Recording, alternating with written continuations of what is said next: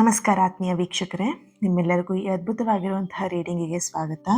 ಇವತ್ತಿನ ರೀಡಿಂಗಲ್ಲಿ ತಿಳ್ಕೊಳ್ಳೋಣ, ನಿಮ್ಮನ್ನು ಮೌನವಾಗಿ ಯಾರು ನೆನ್ಪು ಮಾಡ್ಕೊಳ್ತಾ ಇದ್ದಾರೆ, ಹಾಗೆ ಅವ್ರ ಮನಸ್ಸಲ್ಲಿ ಏನಿದೆ ನಿಮ್ಮ ಬಗ್ಗೆ ಅನ್ನೋದನ್ನು ಡೀಟೇಲ್ ಆಗಿ ಈ ರೀಡಿಂಗಲ್ಲಿ ತಿಳ್ಕೊಳ್ಳೋಣ. ಇದೊಂದು ಜನರಲ್ ರೀಡಿಂಗ್ ಆಗಿರುತ್ತೆ. ಇಲ್ಲಿ ಆಯ್ಕೆ ಮಾಡ್ಕೊಳ್ಳೋದಕ್ಕಾಗಿರಲಿ ಅಥವಾ ನೀವಿಲ್ಲಿ ಯಾವ ಚಿತ್ರನ ಆಯ್ಕೆ ಮಾಡ್ಕೊಳ್ಳಿ ಅನ್ನೋವಂಥದ್ದು ಏನೂ ಇಲ್ಲ.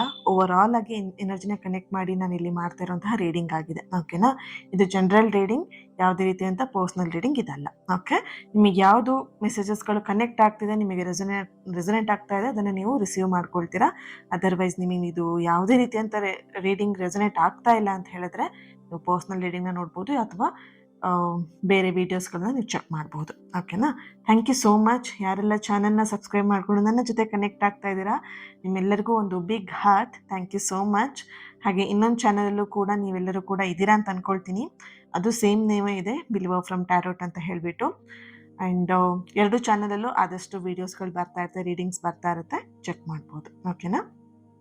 ಎಸ್, ರೀಡಿಂಗ್ ಸ್ಟಾರ್ಟ್ ಮಾಡೋಣ. ಅದಕ್ಕೂ ಮುಂಚೆನೇ 21ನೇ ತಾರೀಕು ವರಮಹಾಲಕ್ಷ್ಮಿ ಹಬ್ಬ ಇದೆ. ಅವತ್ತಿನ ದಿನ ನಾನು ಯಶಸ್ಸು ಪ್ರಾಪ್ತಿ ಯಂತ್ರವನ್ನು ಮಾಡ್ತಾ ಇದ್ದೀನಿ. ನಿಮಗೆ ಇಲ್ಲಿ ಸ್ಕ್ರೀನ್ ಮೇಲೆ ಆಲ್ರೆಡಿ ಡೀಟೇಲ್ಸ್ನ ಅಲ್ಲಿ ಮೆನ್ಷನ್ ಮಾಡ್ತಿದ್ದೀನಿ, ಚೆಕ್ ಮಾಡಬಹುದು. ಆ ಯಂತ್ರ ಏನು ಬೆನಿಫಿಟ್ ಇದೆ, ಏನಿದೆ ಅದರಲ್ಲಿ, ಆ ಯಂತ್ರನ ಯೂಸ್ ಮಾಡಬೇಕಿದ್ರೆ ನಿಮಗೇನೆಲ್ಲ ಬೆನಿಫಿಟ್ ಸಿಗುತ್ತೆ ಅದರಿಂದ, ಪ್ರತಿಯೊಂದು ಡೀಟೇಲ್ ಆಗಿ ನಿಮಗಿಲ್ಲಿ ಸ್ಕ್ರೀನ್ ಮೇಲೆ ಕಾಣಿಸ್ತಿದೆ. ಈ ಯಂತ್ರ ಬೇಕಂತ ಹೇಳಿದ್ರೆ ನೀವು ವಾಟ್ಸಪ್ ಮಾಡಿ ನಿಮ್ಮ ಯಂತ್ರವನ್ನು ಬುಕ್ ಮಾಡ್ಕೊಳ್ಬೋದು. ಅದು ಫ್ರೀ ಆಗಿರಲ್ಲ, ಚಾರ್ಜಸ್ ಇರುತ್ತೆ, ಎನರ್ಜಿ ಎಕ್ಸ್ಚೇಂಜ್ ಮಾಡಬೇಕಾಗತ್ತೆ. ಸೊ ಓಕೆನಾ?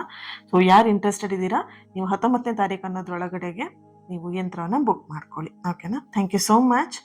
ಎಸ್, ರೀಡಿಂಗ್ ಸ್ಟಾರ್ಟ್ ಮಾಡೋಣ. ಈಗ ನೀವು ಯಾವುದಾದ್ರೂ ವ್ಯಕ್ತಿನ ಮನಸ್ಸಲ್ಲಿ ಅಂದ್ಕೊಂಡಿದ್ದೀರಾ, ಆ ವ್ಯಕ್ತಿ ನನ್ನ ಬಗ್ಗೆ ಏನು ಅಂದ್ಕೊಳ್ತಿರ್ಬಹುದು, ಅವ್ರ ಮನಸ್ಸಲ್ಲಿ ಏನಿದೆ ಅಂತ ನಿಮ್ಗೆ ಏನಾದರೂ ಕೇಳ್ಕೊಬೇಕು, ತಿಳ್ಕೊಳ್ಬೇಕಂತ ಇದ್ರೆ ಆ ವ್ಯಕ್ತಿ ಹೆಸರನ್ನ ಮನಸ್ಸಲ್ಲೇ 3 ಸಲ ಹೇಳ್ಕೊಳ್ಳಿ. ಆ ವ್ಯಕ್ತಿನ ನೆನ್ಪು ಮಾಡ್ಕೊಳ್ತಾ, ಫೀಲ್ ಮಾಡ್ತಾ ಆ ವ್ಯಕ್ತಿ ಹೆಸರನ್ನ 3 ಸಲ ಹೇಳ್ಕೊಳ್ಳಿ. ಓಕೆ? ಎಸ್, ಇಲ್ಲಿ ಮೊದಲನೇದಾಗಿ ಬರ್ತಿರುವಂತಹ ಮೆಸೇಜ್ ಏನಾಗಿದೆ ಅಂದರೆ, ಅವ್ರು ನಿಮ್ಮನ್ನು ಇನ್ನೂ ಕೂಡ ಮರ್ತಿಲ್ಲ. ಫಸ್ಟ್ ಮೆಸೇಜ್ ನಿಮಗೆ ಇದು ಬರ್ತಿದೆ. ನೀವು ಅಂದ್ಕೊಳ್ತಿದ್ರೆ ಅವ್ರು ಮರ್ತು ಬಿಟ್ಟಿದ್ದಾರೆ, ನನ್ನ ಜೊತೆ ಕಾಂಟ್ಯಾಕ್ಟ್ ಇಲ್ಲ, ನನ್ನ ಜೊತೆ ಮಾತಾಡ್ತಾ ಇಲ್ಲ, ಹಾಗಾಗಿ ಅವ್ರು ನನ್ನನ್ನು ಮರ್ತು ಬಿಟ್ಟಿದ್ದಾರೆ ಅಂತ ನೀವು ಅಂದ್ಕೊಳ್ತಾ ಇದ್ದೀರಾ. ಓಕೆನಾ? ಇಲ್ಲಿ ನಿಮ್ಮನ್ನು ಅವ್ರು ಮರ್ತಿಲ್ಲ. ಈ ಒಂದು ಹೆಚ್ಚಾಗಿ ಅವರಿಗೆ ಎನರ್ಜಿ ಕನೆಕ್ಟ್ ಮಾಡಿದಾಗ ರಾತ್ರಿ ಸಮಯದಲ್ಲಿ ನಿಮ್ಮ ನೆನಪು ಅವರಿಗೆ ಅವ್ರ ಮನಸ್ಸಲ್ಲಿ ಪದೇ ಪದೇ ಬರ್ತಾ ಇರುತ್ತೆ. ಹೊರಗಡೆ ಅವರು ತುಂಬ ಚೆನ್ನಾಗಿ ಸ್ಟ್ರಾಂಗ್ ಆಗಿ ಅವ್ರ ಕೆಲಸ ಮಾಡಿಕೊಂಡು ಅವರ ದಿನನಿತ್ಯದ ಕೆಲಸಗಳೇನಿದೆ ಅದೆಲ್ಲ ಮಾಡ್ಕೊಂಡು ಹೋಗ್ತಾ ಇದ್ದಾರೆ. ಆದರೆ ಅವ್ರ ಮನಸ್ಸೊಳಗಡೆ ನಿಮ್ಮ ಜೊತೆಗೆ ನಡೆದಂತಹ ಮಾತುಕತೆ ಆಗಿರ್ಬೋದು, ನಿಮ್ಮ ನಗು ಆಗಿರ್ಬೋದು, ನಿಮ್ಮ ಜೊತೆ ಕಳೆದಂತಹ ಒಂದಷ್ಟು ಕ್ಷಣಗಳಾಗಿರ್ಬೋದು, ಪದೇ ಪದೇ ಅವರು ನೆನ್ಪು ಮಾಡ್ಕೊಳ್ತಾ ಇದ್ದಾರೆ.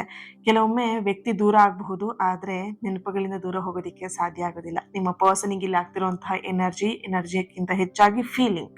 ಓಕೆನಾ? ಅವ್ರು ಇಲ್ಲಿ ಈ ಥರ ಫೀಲ್ ಮಾಡ್ತಿದ್ದಾರೆ, ಅವ್ರ ಮನಸ್ಸಲ್ಲಿ ಈ ಒಂದು ವಿಷಯ ಪದೇ ಪದೇ ರಿಪೀಟ್ ಆಗಿ ಬರ್ತಾ ಇದೆ. ಹಾಗೆ ಇನ್ನೊಂದು ಎನರ್ಜಿ ಬರ್ತಿರೋವಂಥದ್ದು ಏನು ಅಂತ ಹೇಳಿದ್ರೆ, ಮಾತಾಡಬೇಕು ಅನ್ನೋಂಥ ಆಸೆ ಇದೆ, ಆದರೆ ಒಂದು ಭಯ ಅವರನ್ನ ತಡೆ ಮಾಡ್ತಾ ಇರುವಂಥದ್ದು, ಮಾತಾಡೋದಕ್ಕೆ ಬಿಡ್ತಾ ಇಲ್ಲ.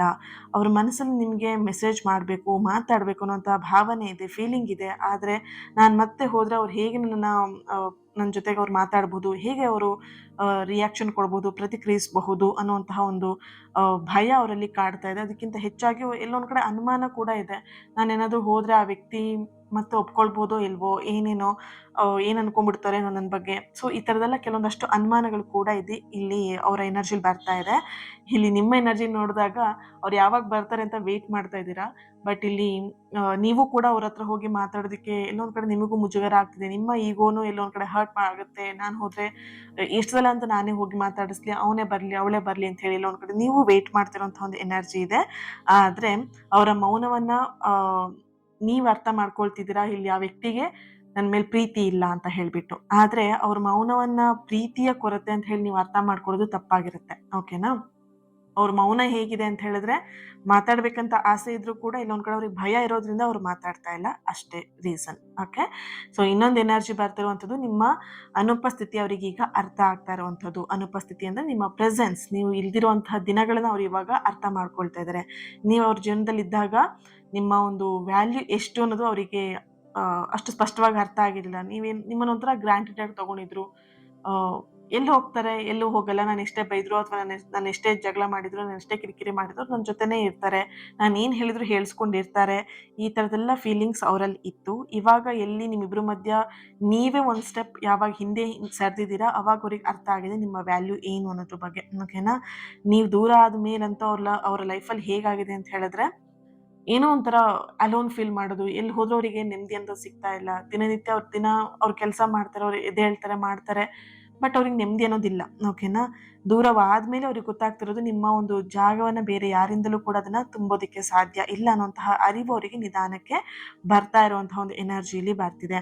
ಇನ್ನೊಂದು ಎನರ್ಜಿ ಅವ್ರಿಗೆ ಹೇಗಂತ ಹೇಳಿದ್ರೆ, ಅವರ ಎನರ್ಜಿ ಕನೆಕ್ಟ್ ಮಾಡಿದಾಗ ಇಲ್ಲಿ ಪವರ್‌ಫುಲ್ ಆಗಿ ಬರ್ತಿರುವಂಥದ್ದು, ನಿಮ್ಮ ಕೊನೆಯ ಮಾತು ಅವರಿಗೆ ಅವರ ಮನಸ್ಸಲ್ಲಿ ಇನ್ನೂ ಕೂಡ ಉಳಿದಿರುವಂತಹ ಒಂದು ಎನರ್ಜಿ ಇದೆ. ನೀವು ಕೊನೆಯ ಮಾತಂತ ಹೇಳಿದಾಗ ನೀವು ಅವರಿಗೆ ಬೈದಿರ್ಬೋದು, ಅಥವಾ ಸ್ವಲ್ಪ ಎಮೋಷನಲ್ ಆಗಿ ಅವ್ರ ಜೊತೆ ಮಾತಾಡಿರ್ಬೋದು. ನೀನೇ ನನಗೆಲ್ಲ ಅಂತ ಅನ್ಕೊಂಡಿದ್ದೆ, ಅಥವಾ ನೀನೇನೆ ಹೋಲ್ ಫ್ಯಾಮಿಲಿ ಅಂತ ಅನ್ಕೊಂಡಿದ್ದೆ, ನೀನೇ ನನಗೆ ಅಪ್ಪ ಅಮ್ಮ ಅಂತೆಲ್ಲ ಅನ್ಕೊಂಡಿದ್ದೆ, ಆದ್ರೆ ನೀನು ಈ ತರ ಮೋಸ ಮಾಡ್ಬಿಟ್ಟೆ ನನಗೆ ಅಂತ ಎಮೋಷನಲ್ ಆಗಿ ನೀವು ಅವ್ರ ಜೊತೆ ಮಾತಾಡಿರ್ಬಹುದು, ಅಥವಾ ಅವ್ರು ನಿಮ್ ಜೊತೆ ಮಾತಾಡಿರಬಹುದು.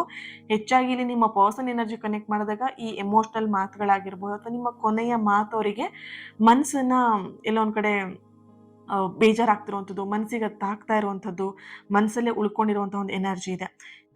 ಇಲ್ಲಿ ಇನ್ನೊಂದು ಎನರ್ಜಿ ಬರ್ತಿರೋದು, ಒಂದು ಪ್ರಶ್ನೆ ಅಥವಾ ಒಂದು ಫೀಲಿಂಗ್ ಈ ರಾತ್ರಿ ಅವರಿಗೆ ಹೆಚ್ಚಾಗಿ ಅದು ರಿಪೀಟೆಡ್ ಆಗಿ ಅವ್ರ ಯೋಚನೆಗೆ ಬರಬಹುದು.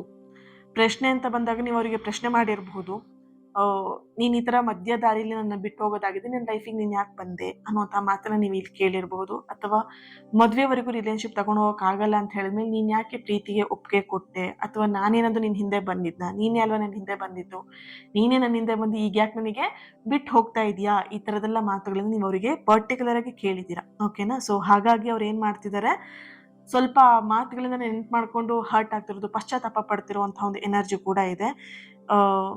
ಇಲ್ಲಿ ಇನ್ನೊಂದು ಎನರ್ಜಿ ಬರ್ತಿರುವಂತದ್ದು ಏನು ಅಂತ ಹೇಳಿದ್ರೆ, ಅವ್ರಿಗೆ ನಿಮ್ಮ ಮೇಲೆ ಕೋಪಕ್ಕಿಂತ ಹೆಚ್ಚಾಗಿ ನೋವು ಹೆಚ್ಚಾಗಿ ಕಾಣಿಸ್ತಾ ಇದೆ.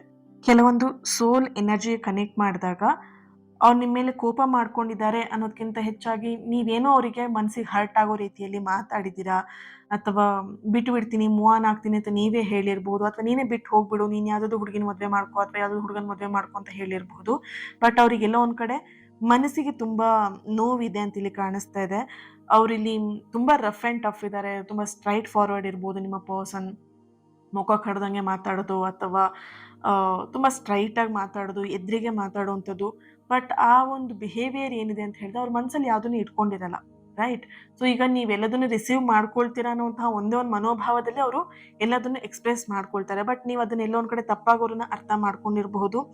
ಅವರು ಇಷ್ಟು ಸ್ಟ್ರೈಟಾಗಿ ಮಾತಾಡ್ತಾರೆ, ಅವ್ರು ಸರಿ ಇಲ್ಲ ಅಂತ ಹೇಳಿ ಅವ್ರ ಬಗ್ಗೆ ನೀವು ಕೆಟ್ಟದಾಗಿ ಸ್ವಲ್ಪ ನೆಗೆಟಿವ್ ಇಂಪ್ರೆಷನ್ ಕೂಡ ಇದೆ ಅನ್ನೋಂಥ ಒಂದು ಎನರ್ಜಿ ಇದೆ. ಓಕೆನಾ? ಇಲ್ಲಿ ಎನರ್ಜಿ ಹೇಗೆ ಅಂತ ಹೇಳಿದ್ರೆ, ಅವ್ರು ಹೊರಗಡೆ ತುಂಬ ಕಠಿಣವಾಗಿ ವರ್ತಿಸ್ಬೋದು, ಆದರೆ ಅವ್ರ ಮನಸ್ಸು ಒಳಗಡೆ ಹೆಚ್ಚಾಗಿ ಮೃದುತ್ವ ಇದೆ, ಪ್ರೀತಿ ಇದೆ, ಹಾಗೆ ನಿಮ್ಮ ಮೇಲೆ ಕಾಳಜಿ ಕೂಡ ಇದೆ ಅನ್ನುವಂಥ ಒಂದು ಎನರ್ಜಿ ಇದೆ. ನಿಮ್ಮ ಮೇಲೆ ಕೋಪಕ್ಕಿಂತ ಹೆಚ್ಚಾಗಿ ಅವರಲ್ಲಿ ಅವರ ಎನರ್ಜಿ ಕನೆಕ್ಟ್ ಮಾಡಿದಾಗ ಬರ್ತಿರುವಂಥದ್ದು, ಅವರ ನಿರ್ಧಾರಗಳ ಮೇಲೇನೆ ಅವರಿಗೆ ಒಂದು ಕಡೆ ಸ್ವಲ್ಪ ಪಶ್ಚಾತ್ತಾಪ ಪಡ್ತಿರುವಂಥದ್ದು, ನೋವು ಪಡ್ತಿರುವಂಥ ಒಂದು ಎನರ್ಜಿ ಇದೆ. ಹಾಗೆ ಇಲ್ಲಿ ಎಲ್ಲಾದರೂ ಅವರು ನಿಮಗೆ ಹರ್ಟ್ ಆಗೋ ನಡ್ಕೊಂಡಿರಬಹುದು. ಅವರು ಕೂಡ ಅವರ ಎನರ್ಜಿಲಿ ಕೂಡ ಬರ್ತಿದೆ. ಅವರು ಎಲ್ಲೋ ನಿಮಗೆ ಮನಸ್ಸಿಗೆ ನೋವಾಗೋ ರೀತಿಯಲ್ಲಿ ನಡ್ಕೊಂಡಿದ್ದಾರೆ. ಬಟ್ ಅವರಿಗೆ ಅನ್ಕೊಳ್ತಿದ್ದಾರೆ ಯಾವ ರೀತಿ ಅಂತ ಹೇಳಿದ್ರೆ, ನಾನೇನಾದ್ರೂ ಅವರಿಗೆ ಮನಸ್ಸಿಗೆ ಬೇಜಾರಾಗೋ ಥರ, ಅವ್ರಿಗೆ ನೋವು ಕೊಡೋ ಥರ ನಾನು ನಡ್ಕೊಂಡಿರ್ಬಹುದೇನೋ ಅನ್ನುವಂತಹ ಪ್ರಶ್ನೆ ಅವರಲ್ಲಿ ಅವಾಗವಾಗ ಬಂದು ಹೋಗ್ತಿರುವಂತಹ ಒಂದು ಎನರ್ಜಿ ಕೂಡ ಇಲ್ಲಿ ಕಾಣಿಸ್ತಾ ಇದೆ. ಇನ್ನೊಂದು ಎನರ್ಜಿ ನೋಡ್ಬೋದು, ನಿಮ್ಮ ಬಗ್ಗೆ ತಿಳ್ಕೊಳ್ಳುವಂತಹ ಆಸೆ ಇನ್ನೂ ಕೂಡ ಅವರಿಗೆ ಇದೆ. ಇದನ್ನ ಅವ್ರು ಇನ್ನೂ ಕೂಡ ಮರ್ತಿಲ್ಲ. ಏನಂತ ಹೇಳಿದ್ರೆ, ಮುಂಚೆ ನಿಮ್ಮಿಬ್ರು ರಿಲೇಶನ್‌ಶಿಪ್ಪಲ್ಲಿ ಇದ್ದಾಗ ಹೇಗೆ ಅಂತ ಹೇಳಿದ್ರೆ, ಅವ್ರು ಹೆಚ್ಚಾಗಿ ಮಾತಾಡೋದಕ್ಕಿಂತ ನಿಮ್ಮ ಕಷ್ಟನ ಕೇಳೋದಾಗಿರ್ಲಿ, ಅಥವಾ ನಿಮ್ಮ ಒಂದು ಪರಿಸ್ಥಿತಿನ ಕೇಳೋದಾಗಿರ್ಲಿ, ಅಥವಾ ನೀನು ಹೇಗಿದ್ದೆ, ಮುಂಚೆ ಹೇಗಿದ್ದೆ, ಅಥವಾ ಈಗ ಹೇಗಿದೀಯಾ, ಪ್ರತಿಯೊಂದು ನಿಮ್ಮ ಬಗ್ಗೆ ತಿಳ್ಕೊಳ್ಬೇಕಂತ ಹೇಳಿದ್ರೆ ತುಂಬಾ ಕುತೂಹಲ. ಈಗ ನೀವಿಬ್ರು ದೂರ ಆದ್ಮೇಲೂ ಕೂಡ ಇಲ್ಲಿ ಹೆಚ್ಚಾಗಿ ಬರ್ತಿರೋ ಎನರ್ಜಿ ಹೇಗೆ ಅಂತ ಹೇಳಿದ್ರೆ, ನಿಮ್ಮ ಬಗ್ಗೆನೇ ಅವ್ರು ತಿಳ್ಕೊಳ್ತಾರೆ.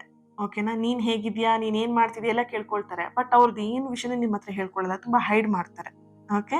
ಇವಾಗ್ಲೂ ಕೂಡ ಮುಂಚೆ ಇದ್ದಂತಹ ಒಂದು ಬಿಹೇವಿಯರ್ ಈಗಲೂ ಕೂಡ ಅವರಲ್ಲಿ ನೋಡಬಹುದು ನೀವು. ನಿಮ್ಮ ಬಗ್ಗೆ ಒಂದಷ್ಟು ವಿಷಯಗಳನ್ನ ತಿಳ್ಕೊಳ್ಳೋದಕ್ಕೆ ಅವ್ರು ಯಾವಾಗ್ಲೂ ಕುತೂಹಲದಿಂದ ಇರ್ತಾರೆ. ಆಸೆ ಇರತ್ತೆ ಅವರಿಗೆ.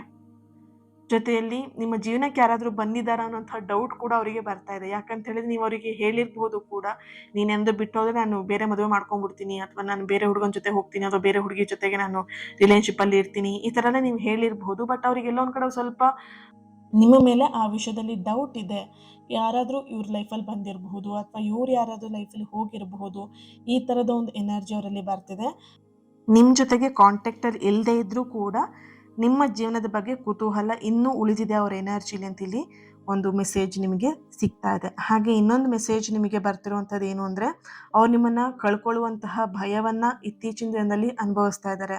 ಯಾಕಂತ ಹೇಳಿದ್ರೆ ಕೆಲವೊಬ್ರು ನಿಮ್ಮ ಪಾರ್ಟ್ನರ್ ಎನರ್ಜಿ ಕನೆಕ್ಟ್ ಮಾಡಿದಾಗ ಈಗೋ ಜಾಸ್ತಿ ಇದೆ, ಹಠ ಜಾಸ್ತಿ ಇದೆ, ಕೋಪ ಜಾಸ್ತಿ ಇದೆ. ಓಕೆನಾ? ತಪ್ಪಾಗಿದ್ರೂ ಕೂಡ ತಪ್ಪಾಗಿಲ್ಲ ಅನ್ನುವಂತಹ ಒಂದು ವಾದವನ್ನು ಮಾಡುವಂತಹ ವ್ಯಕ್ತಿ ನಿಮ್ಮ ಪರ್ಸನ್. ಅದ್ರ ಜೊತೆಯಲ್ಲಿ ಏನಂತ ಹೇಳಿದ್ರೆ, ಏನಾದ್ರೂ ಮನ್ಸಿಗೆ ಹರ್ಟ್ ಆಗಿದೆ ಅಂತ ಹೇಳಿದ್ರೆ ಮನ್ಸಲ್ಲಿ ಇಟ್ಕೊಂಡು ಕೊರಗ್ತಾ ಇರ್ತಾರೆ ವಿನಃ ಬಾಯಿ ಬಿಟ್ಟು ಹೇಳಲ್ಲ. ಈ ತರ ಆಯ್ತು, ಈ ತರ ಪ್ರಾಬ್ಲಮ್ ಆಯ್ತು, ನಿನ್ನಿಂದ ಈ ತರ ಪ್ರಾಬ್ಲಮ್ ಆಯ್ತು ಹೇಳಲ್ಲ. ಜಸ್ಟ್ ಸೈಲೆಂಟ್ ಟ್ರೀಟ್ಮೆಂಟ್ ಕೊಟ್ಬಿಡ್ತಾರೆ ನಿಮಗೆ. ಅದು ನಿಮಗೆ ಅರ್ಥ ಮಾಡ್ಕೊಳ್ಳೋದಿಕ್ಕೆ ಆಗಲ್ಲ. ಓಕೆನಾ? ಇಲ್ಲಿ ಹೇಗಿದೆ ಅಂತ ಹೇಳಿದ್ರೆ, ಅವರಿಗೆ ತಪ್ಪನ್ನ ಒಪ್ಕೊಳ್ಳೋದಕ್ಕಿಂತ ಹೆಚ್ಚಾಗಿ, ತಪ್ಪು ಅನ್ನೋದಕ್ಕಿಂತ ಹೆಚ್ಚಾಗಿ ಅವ್ರ ಹಠವನ್ನು ಸಾಧಿಸ್ಬೇಕು ಅಷ್ಟೇ ಅವರಲ್ಲಿರುವಂಥದ್ದು. ಓಕೆನಾ?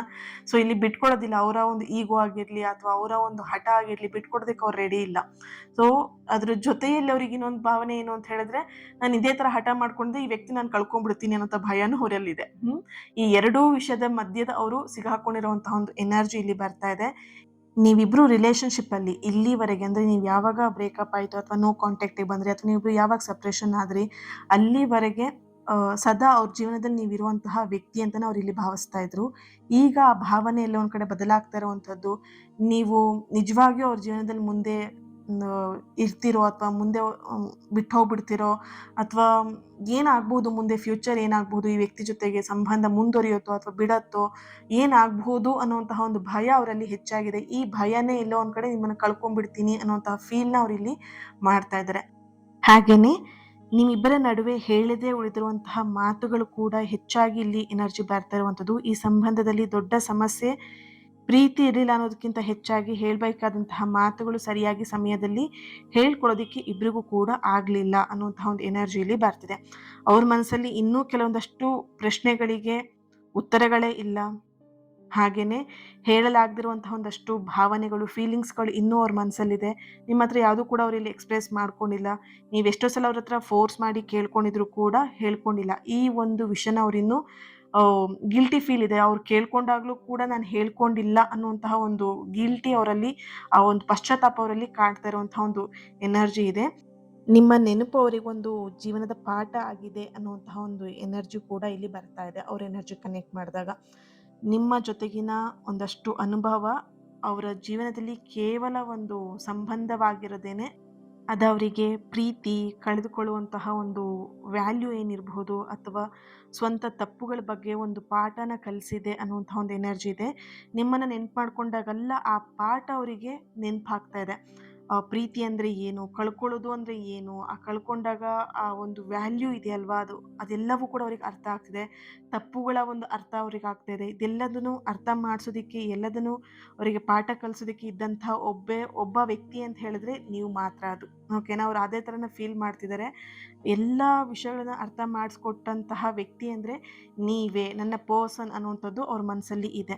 ಅವ್ರು ನಿಮ್ಮನ್ನು ಸಂಪರ್ಕ ಮಾಡೋದಕ್ಕೆ, ಕಾಂಟ್ಯಾಕ್ಟ್ ಮಾಡೋದ್ರ ಬಗ್ಗೆ ಯೋಚನೆನ ಮಾಡ್ತಿರುವಂತಹ ಒಂದು ಎನರ್ಜಿ ಕೂಡ ಬರ್ತಿದೆ. ಮೆಸೇಜನ್ನು ಬರೀತಾರೆ, ಡಿಲೀಟ್ ಮಾಡ್ತಾರೆ.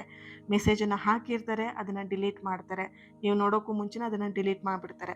ಕೇಳಿದರೆ ಏನೂ ಇಲ್ಲ ಅಂತ ಹೇಳ್ತಾರೆ. ಕಾಲ್ ಮಾಡ್ತಾರೆ, ಬಟ್ ಮಿಸ್ ಕಾಲ್ ಕೊಟ್ಬಿಟ್ಟು ಮಿಸ್ ಆಗಿ ನಿಂಗೆ ಕಾಲ್ ಮಾಡಿಬಿಟ್ಟೆ ಅಂತ ಹೇಳಿಬಿಟ್ಟು ಅದನ್ನು ಅಲ್ಲಿಗೆ ಸೈಲೆಂಟಾಗಿ ಮುಗಿಸ್ತಾರೆ. ಈ ಥರದೆಲ್ಲ ವಿಷಯಗಳನ್ನ ಅವ್ರು ಇಲ್ಲಿ ಮಾಡ್ತಾ ಇದ್ದಾರೆ. ಯಾಕಂತ ಹೇಳಿದ್ರೆ ನಿಮ್ಮ ನೆನಪು ಅವರಿಗೆ ಮರೆಯೋದಿಕ್ಕೆ ಆಗ್ತಾ ಇಲ್ಲ. ನಿಮ್ಮ ಜೊತೆಗೆ ಹೇಗಾದರೂ ಮಾಡಿ ಮಾತಾಡಬೇಕು ಅನ್ನುವಂಥದ್ದು ಅವರಿಗಿದೆ. ಬಟ್ ಅವರಿಗೆ ಏನೋ ಒಂದು ಅವರಿಗೆ ಗೊಂದಲ ಇದೆ ಅವ್ರ ಮನಸ್ಸಲ್ಲಿ. ಮುಂದೆ ಹೋದರೆ ಹೇಗಾಗ್ಬೋದು ಏನೋ, ಹಳೆ ವಿಷಯಗಳನ್ನ ಇಟ್ಕೊಂಡು ಎಲ್ಲಾದರೂ ಜಗಳ ಮಾಡಿಬಿಡ್ತಾರೋ ಈ ವ್ಯಕ್ತಿ, ಈ ಥರದೆಲ್ಲ ಭಾವನೆ ಅವರಲ್ಲಿ ಹೆಚ್ಚಾಗಿ ಬರ್ತಾ ಇದೆ.